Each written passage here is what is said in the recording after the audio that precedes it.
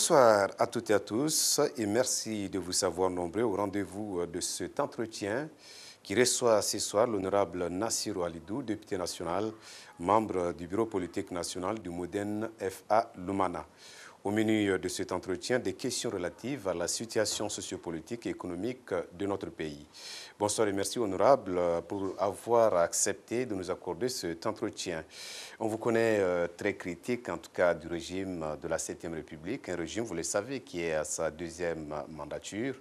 Alors aujourd'hui, quelle appréciation faites-vous de la situation sociopolitique et économique de ce pays sous le début de ce mandat qui a 1 an et quelques mois aujourd'hui? Je vous remercie, la radio-télévision Canal 3. Ça fait longtemps nous n'avons pas parlé de ces deux situations. Aujourd'hui, c'est l'occasion pour nous d'éclairer nos concitoyens sur la situation effectivement sociopolitique et même sécuritaire de notre pays depuis le début de ce deuxième mandat de M. Issoufou. Vous m'avez qualifié de très critique envers un régime qui, à mon avis, son dernier souci, c'est le peuple. Sinon, son premier souci, c'est les poches de ceux qui animent ce régime. Vous avez suivi, peut-être avec moi personnellement avec amertume, l'intervention de Issoufou à l'occasion du 3 août, où cette fois-ci, on a l'impression qu'il est en train de reculer, parce que sur la situation sociale, je peux affirmer sans me tromper que Issoufou a réussi à diviser les Nigériens. Sur ce point, je peux dire que le Niger est le premier, si ce paramètre peut être tenu compte par l'indice de développement humain. Sur la situation politique, comme vous le savez, au début, il avait cru que avoir tout le monde avec lui peut être une source de réussite. Faites allusion à la majorité. Voilà, ce qu'il a appelé gouvernement d'union nationale ou bien je ne sais pas quoi. Il a oublié qu'en démocratie, il y a une majorité qui gouverne, il y a une opposition qui s'oppose d'une manière intellectuelle et objective. On ne s'oppose pas pour s'opposer. Il doit y avoir, dans un pays, une opposition qui s'oppose à certaines dérives du pouvoir. Et lorsque celui qui pense être le président agit comme un chef de clan, il essaie d'anéantir coûte que coûte l'opposition, eh bien, à un certain moment, va arriver un jour où il va se rendre compte qu'il est comme cette femme qui a dominé son mari, de telle sorte que même l'habit, il demande l'avis de sa femme pour pouvoir sortir. Comment on regarde ce mari-là dehors? Et comment on pense, comment la société pense de cette femme? Qu'est-ce que vous voulez dire exactement? Je veux dire que Issoufou, en pensant qu'il a anéanti l'opposition, il n'a aucune image. D'abord à l'extérieur et à l'intérieur du pays, il n'a aucun bilan à vendre. Parce que lorsque tu penses que tu as anéanti une opposition, alors on n'est plus en démocratie. Et c'est là, je pense que vous allez certainement me poser cette question. Dans un pays normalement constitué, quelle que soit la force de l'opposition, même si l'opposition se réduit à une seule personne, le pouvoir est obligé de lui donner sa place. Et vous pensez que l'opposition d'aujourd'hui n'a pas sa place? Ici, vous ne serez pas en train de donner à l'opposition politique sa place? Je ne pense pas si c'est à votre micro, bien c'est une autre télévision. Depuis 2013, j'ai dit que il n'y a aucune institution de la République qui fonctionne normalement. Moi, je l'ai dit depuis 2013. Parce que partout où tu vas, tu trouves le siège de Issoufou. Même à l'opposition. Partout où tu vas, tu trouves le siège de Issoufou. Alors, on n'est plus dans une démocratie. Lorsque, au niveau de la justice, le président se mêle, lorsque, au niveau de certaines institutions de la République, le président se mêle, alors où est la démocratie? Vous essayez coûte que coûte de diviser les gens pour pouvoir régner. Où est la démocratie? Il faut, à un certain moment, accepter certaines critiques venant de l'opposition pour pouvoir construire. Aujourd'hui, vous pensez que les critiques de l'opposition, en tout cas, ne sont pas entendues, ne sont pas acceptées par le régime en place? Pas du tout. Je l'affirme, pas du tout. La preuve, tu peux me donner un seul exemple d'une institution qui marche normalement? Il n'y en a pas. Il n'y en a pas. Et pourtant, c'est là que Issoufou pensait, en tout cas, ou pense pouvoir réussir, ou avoir réussi. C'est du mensonge d'État. C'est du mensonge. S'il avait accepté certaines critiques, depuis que Ham était au perchoir, le pays n'allait pas être dans la situation dans laquelle nous nous trouvons aujourd'hui. Parce que les critiques forgent l'être humain.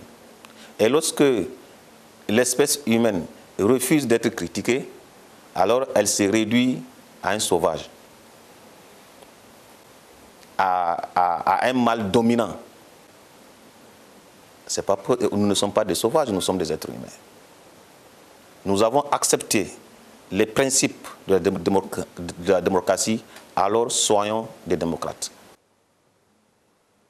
Donc sur le plan politique, Issoufou a échoué.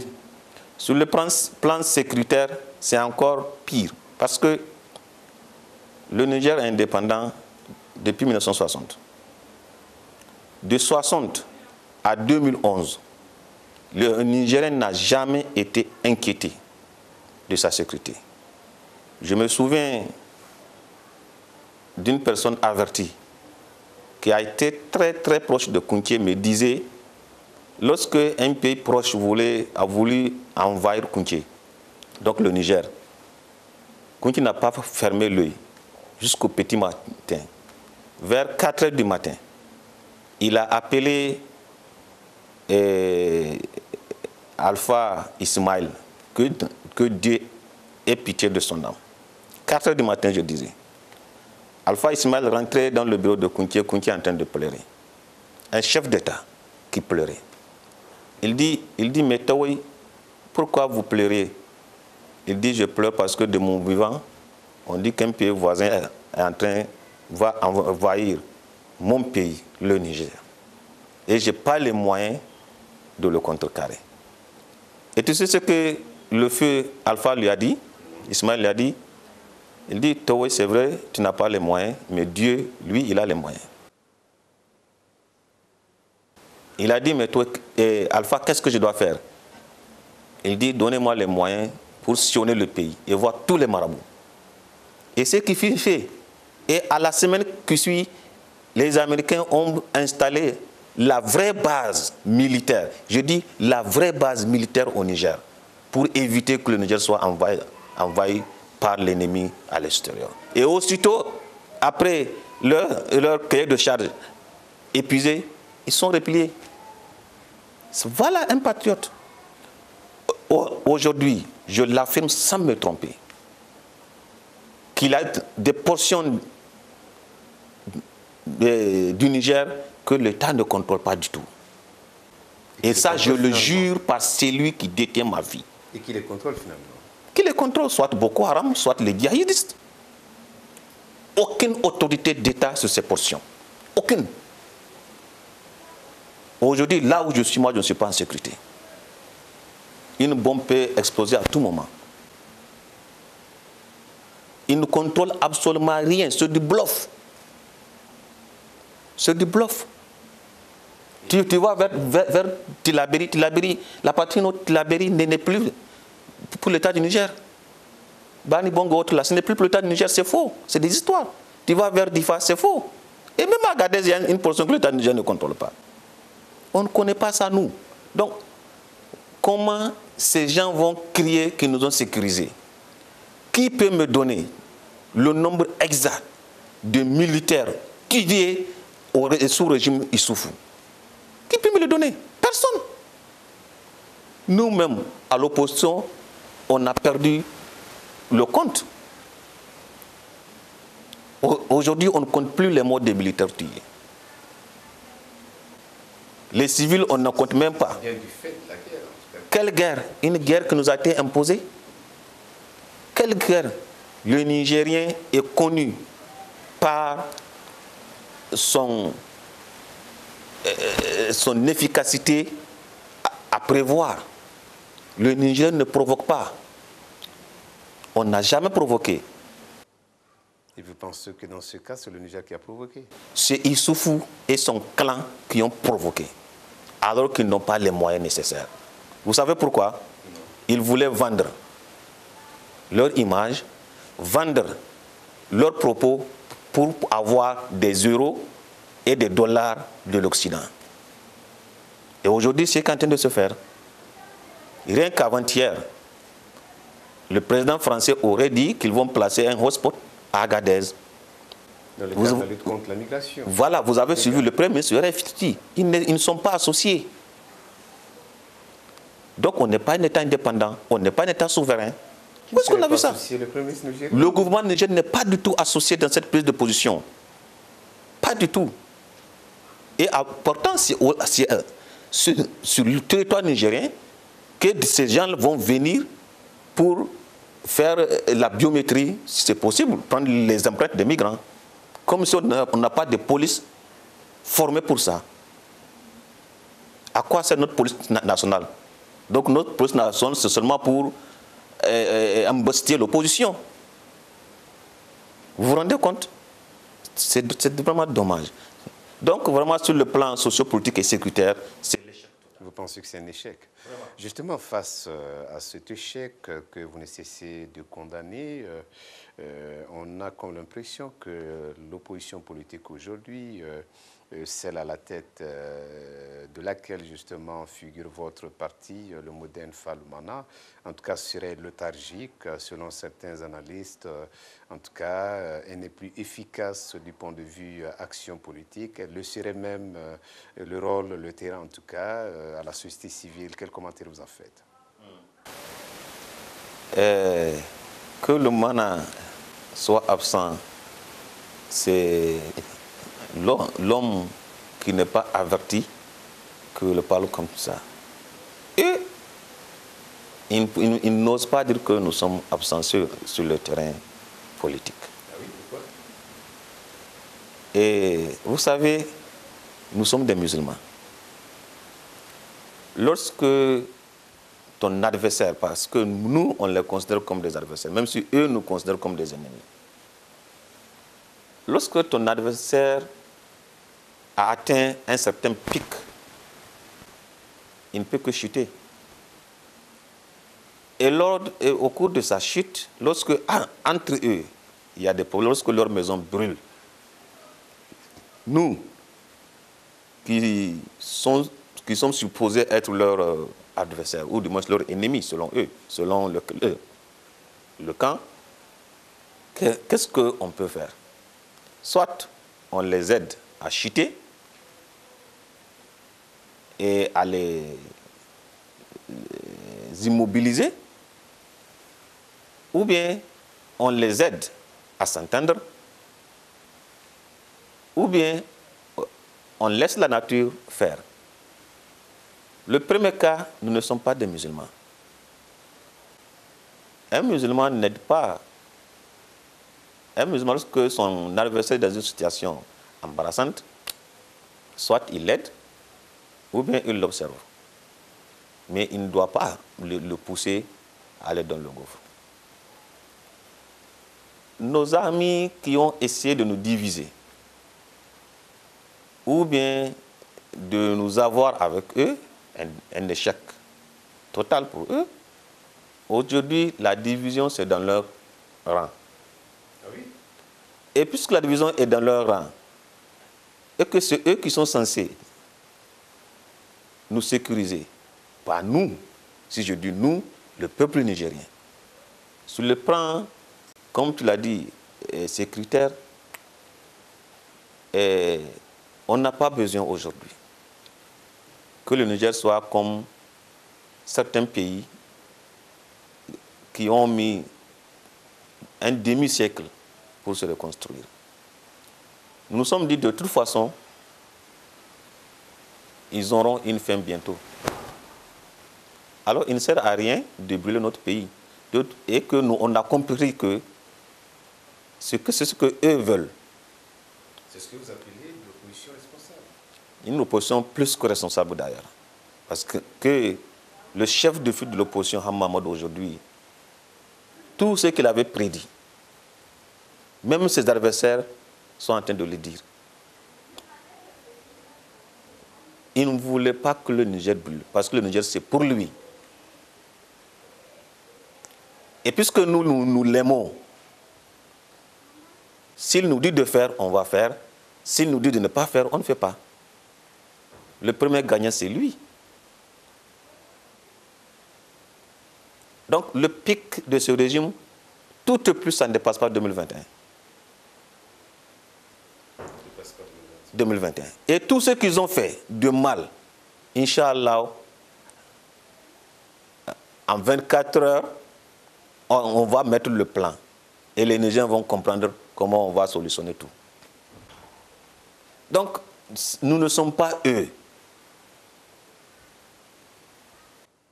Honorable, comment se porte le Modène Faloumana aujourd'hui? Je voudrais vous poser cette question parce que il y a ces rumeurs quand même qu'à la suite de la déclaration, la toute dernière du Front pour la restauration de la démocratie et la défense de la République, que votre parti se porte mal, il y aurait une crise en tout cas de leadership entre certains responsables du parti. Est-ce que c'est du vrai ou ce n'est que simple spéculation ou ce ne sont que des rumeurs? Et vraiment, je vous remercie beaucoup parce que j'ai voulu faire cas de cette situation depuis pour expliquer nos militants de la situation de notre parti en tant que député national. Ta question, il faut le dire, si problème il y en a, c'est à partir de l'Assemblée nationale. Je dis bien, si problème il y en a. Et les journaux ont beaucoup parlé de Soumane Sanda et de Youssouf Issaka. Moi, personnellement, Nassir Halidou, wallahi, Soumane Sanda, si un musulman peut dire qu'il a un idole, c'est mon idole. Et je ne suis pas le seul. Parce que c'est son parcours que j'ai suivi depuis que je ne m'intéressais pas à la politique.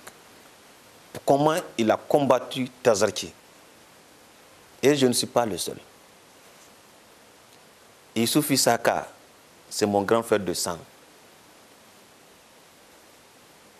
Donc ces deux-là, et je vous assure, en dehors de sa femme et de ses enfants, son séjour à la prison m'a pratiquement endeuillé. Youssouf Issaka, oui, je ne le cache pas. Parce que si je conseille celui qui me conseille, tout ce que je fais, en tout cas, il est presque un complice pour moi. Donc, et entre les deux, il n'y a que Dieu qui peut être entre les deux. Et après Dieu, c'est Hammamadou. Donc, je te donne deux aspects de réponse à travers ta question. Beaucoup pensaient que c'est un problème de poste de leadership. C'est des histoires. J'étais à Paris avant même que nos leaders ne nous autorisent à siéger à l'Assemblée nationale. J'ai été à Paris. C'est de Paris et d'ailleurs que j'ai appris que nos leaders nous ont dit de regagner l'Assemblée nationale. Mais avant que je n'apprenne cette information, on était au resto. J'ai dit au président Hama, tous nos responsables régionaux sont en prison. En tout cas, Souman Sanda de Niamey, Issoufi Issaka de Tilaberi.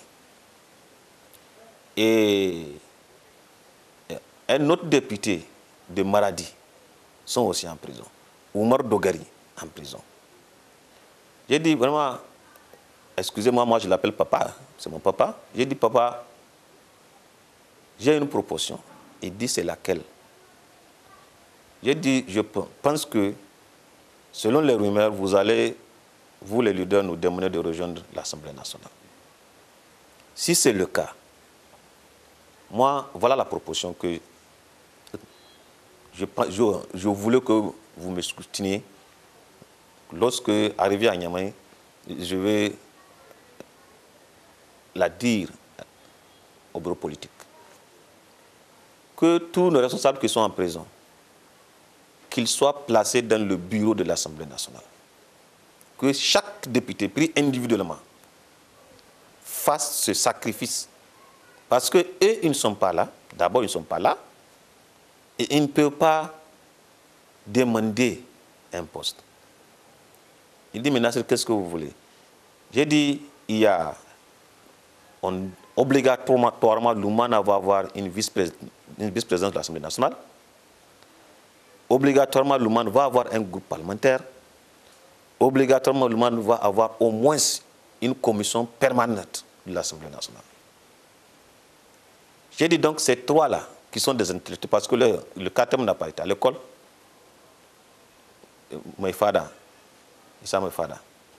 J'ai dit, donc si on fait de Souman Sanda ou bien de Youssouf Issaka, vice-président de l'Assemblée nationale, ou bien président du groupe parlementaire, et l'autre président de commission, si on arrive à convaincre les autres députés de l'Oman, ça va être un coup dur pour le régime et pour l'Assemblée nationale que des membres du bureau même de l'Assemblée nationale soient en prison. Parce que de toute façon, eux ne vont pas demander leur libération, comme vous l'avez fait lorsque vos députés étaient en prison. Et ça va nous permettre, nous aussi, qui serons dans des institutions interparlementaires, régionales, sous-régionales, de mener la pression pour que la communauté internationale sache qu'il n'y a pas de démocratie au Niger.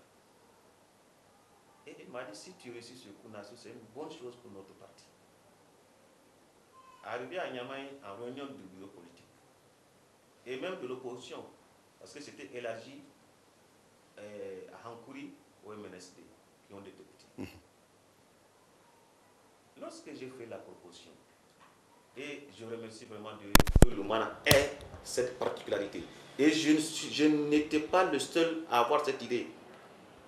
Pratiquement tous les députés avaient cette idée. Seulement, j'étais le premier à l'exprimer. Donc, quelle bonne chose pour un parti. Vous savez ce que les députés de Lumana ont dit? Nassou, nous ne sommes pas là pour des postes. Nous sommes là pour mener la lutte. Jusqu'à l'obtention de la victoire totale. Donc, ça là, ce n'est pas donné à n'importe quel parti politique. Vous pouvez être deux, avoir la même conviction. Mais lorsque vous dépassez de jusqu'à 25, avoir la même conviction, je pense que c'est un don de Dieu. Alors, on a dit dans ce cas que les trois prisonniers politiques de l'époque se concertent qui va prendre le groupe parlementaire, qui va prendre la présidence de l'Assemblée nationale, qui va être président de commission. Ils m'ont dit, ah, tu vas assurer l'intérim du groupe parlementaire jusqu'à ce qu'il soit libéré. Donc c'est quelque chose que je connais très bien. Alors, Issoufou Issaka a été désigné pour être le vice-président de l'Assemblée nationale. Soumane Sanda a été désigné pour être le président du groupe parlementaire. Oumar Dogari a été désigné pour être le président de la commission qu'on va avoir. Donc, on a applaudi. Et ce qui fut fait, chemin faisant, Soumana a été libéré. Moi, j'étais en mission. Aussitôt rentré, on a fait la passation. Donc, lui, il a retrouvé son poste de président du groupe parlementaire. Il était en prison. Et Oumar Dogara d'ailleurs. Après, chemin faisant, il y a eu un autre changement de positionnement politique. Le MNSD voulait aller à la majorité. Le groupe parlementaire MNSD était apparenté avec Hankouri, qui avait 6 députés. Le parti Hankouri, qui avait 6 députés, le MNSD 20 députés, avait la deuxième vice-présidence. Je pense que vous me suivez très bien. Oui, je vous suis. Ils avaient aussi la vice-présidence de leur groupe parlementaire. Donc, ils ont la deuxième vice-présidence, ils ont la vice-présidence du groupe parlementaire, ils ont un autre député dans une institution interparlementaire. Donc nous, lorsque nous ont dit qu'ils ne vont pas aller au MNSD, mais ils souhaitent conserver leur poste, nous sommes réunis et les députés ont dit qu'on a besoin d'eux, ils ont besoin de nous. Donc, il n'y a pas de problème. Tu sais ce que Soumane Sanda m'a dit? Alors que son poste n'était pas en jeu. Il m'a appelé et dit, Nassir, j'ai appris ce qui est en train de se passer. Donne-leur mon poste s'ils en